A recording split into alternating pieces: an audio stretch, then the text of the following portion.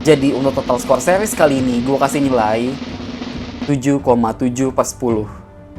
Pada akhirnya semua film dan series itu selera masing-masing kok.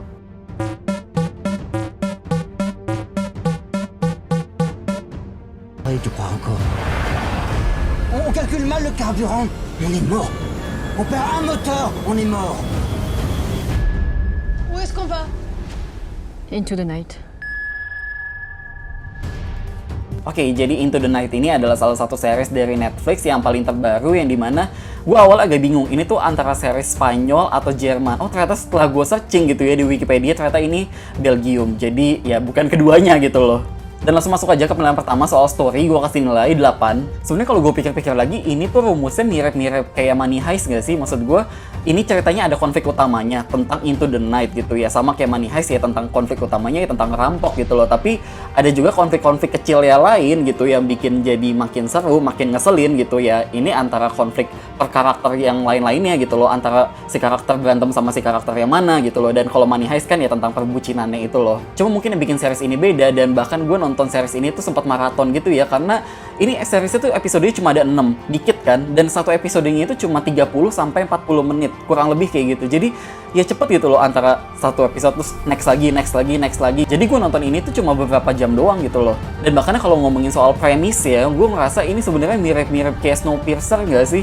Kayak ya cuma dibalik aja gitu loh, Snowpiercer dunia jadi beku, kalau ini ya matahari kepanasan, manusia jadi mati gitu kan. Cuma tentang poin bagaimana mereka survive-nya itu ya harus ya jalan terus ngelilingin dunia gitu kan. Dan langsung masuk aja ke pembahasan soal episode 1. Gue ngerasa ini satu episode tuh di awal ini bener-bener bikin tegang banget ya. Maksudnya ya bagus sih untuk soal opening pembuka gitu ya. Jadi ya kita sebagai penonton langsung kayak oke, mau langsung nih lanjut nonton ke episode selanjutnya, lanjut lagi gitu loh. Dan mungkin dengan ada beberapa karakter antagonis di dalam pesawat ini, menurut gue ini yang akhirnya bikin ya ada konflik baru lagi gitu loh. Karena kalau misalkan semuanya protagonis, semuanya orang-orang baik gitu ya, contoh di dalam pesawat, ya terus ya udah, jadi bagaimana konflik ini bertambah lagi ya cuma tentang mereka pindah-pindah negara doang dong jadinya. Jadi ya anggap aja lah kalau misalkan satu series gak ada Arturo-nya tuh ya nggak akan seru gitu loh. Dan gue saranin buat kalian kalau nonton ini tuh mendingan malam-malam dan brightness-nya agak gede gitu ya, karena ini ya satu series semuanya malam-malam terus. Mungkin ada bagian siang-siang, which is itu adegan pas lagi flashback gitu loh, karena pas lagi adegan momen mereka sekarang ya itu nggak ada adegan siangnya gitu loh. Dan langsung lanjut lagi ke soal episode 2, entah kenapa ini episode 2 juga langsung seru lagi adegan kejar-kejarannya.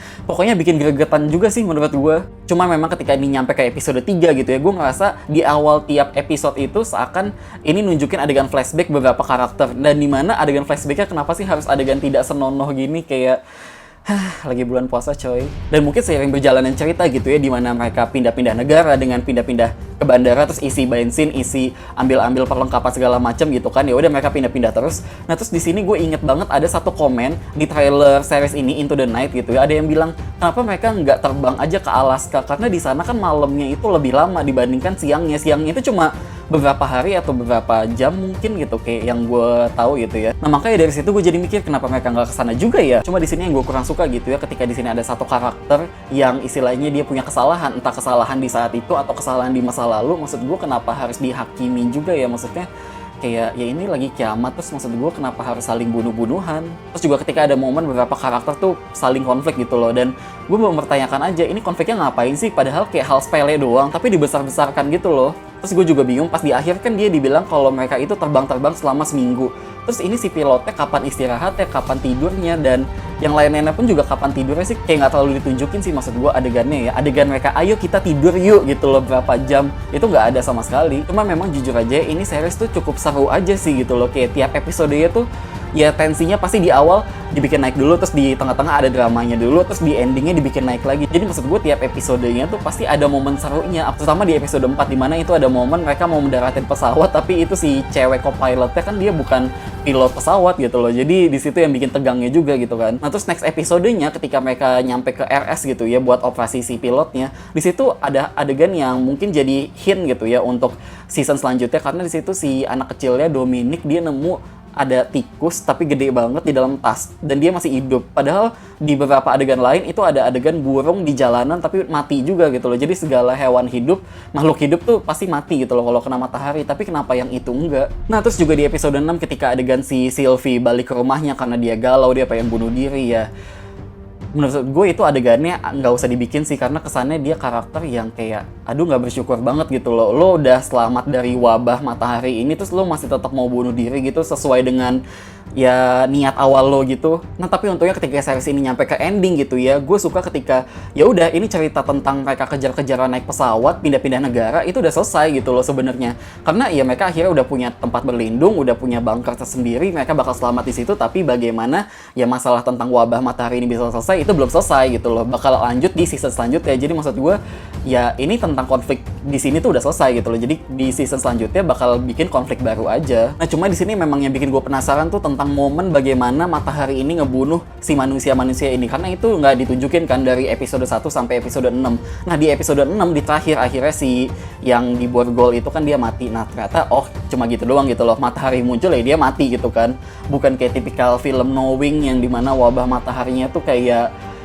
gitulah, kayak lahar gitu, heboh gitu. Ya kalau gitu sih semuanya hancur ya. Cuma kalau ini benar-benar kayak manusianya aja yang mati, tapi kayak benda-benda yang mati gitu loh, gedung-gedung apa itu nggak ada yang kebakaran gitu loh. Lanjut ke soal screenplay, gue kasih nilai 6. Nah kalau ngomongin soal naskahnya, mungkin salah satu hal yang gue suka gitu ya, mereka menggunakan beberapa bahasa asing yang dimana karena beberapa karakter pun ya ini internasional gitu kan, bukan cuma pakai bahasa Belgia doang, tapi ada yang pakai bahasa Prancis, ada yang pakai bahasa Arab, ada yang pakai bahasa Inggris. Jadi ya menarik aja gitu loh. Dan bahkan gue juga ngerasa beberapa dialog-dialognya ini agak ngelawak dikit gitu ya. Dan cuma untuk hal-hal lain ketika lagi momen-momen drama, lagi nanya-nanya soal ya background lu gimana gitu loh, kadang beberapa dialog pun terasa nggak penting. Dan bahkan kalau yang udah gue bilang tadi, ketika ada konflik dua karakter gitu ya, gue ngerasa itu konfliknya kayak nggak terlalu penting gitu loh. Dan bahkan dialognya pun karena ini cepet banget, jadi kayak gue sempet agak loading gitu loh, ini konfliknya lagi ngapain sih gitu loh. Kayak ya intinya mereka dua orang lagi ngomel-ngomel gitu kan. Lanjut ke soal directing, gue kasih nilai 8. Menurut gue ketika series ini didirect dan ditulis dengan orang yang sama, nggak kepisah-pisah gitu ya kayak beberapa series yang lain, menurut gue ini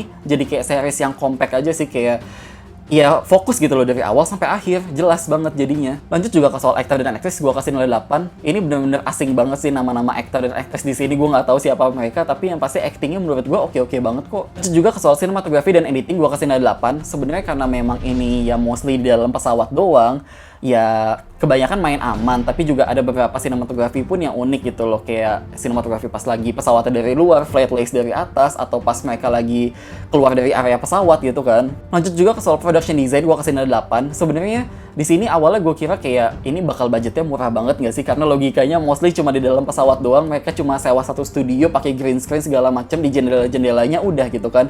Cuma ternyata ketika ini banyak nunjukin adegan-adegan bandara juga, karena ya syuting di bandara itu agak susah nggak sih gitu loh. Jadi gue agak effortnya di situ sih, terutama di gedung-gedung kosong juga kan, itu mesti ngosongin dan ngedesain apokalipsnya banget gitu. Lanjut juga ke soal visual effect, gue kasih nilai 7,5. Sebenarnya ini cukup oke kok, bagus menurut gue. Cuma memang ada beberapa adegan yang terasa agak kelihatan dikit gitu untuk soal green screen-nya gitu ya. Lanjut ke soal kostum, makeup, dan hairstyle, gue kasih nilai 8. Semuanya oke, aman, bagus, sesuai dengan karakternya masing-masing. Lanjut juga ke soal sound dan music, gue kasih nilai 7,5. Semuanya oke, bagus, aman, musiknya bikin seru juga, bikin tegang, tapi nggak lebay gitu ya. Dan pada akhirnya semua pilihan-pilihan tadi gue tambah-tambahin dan menjadi nilai rata-rata di awal video ini. Oke, sekian review film ini dari gue dan makasih udah nonton.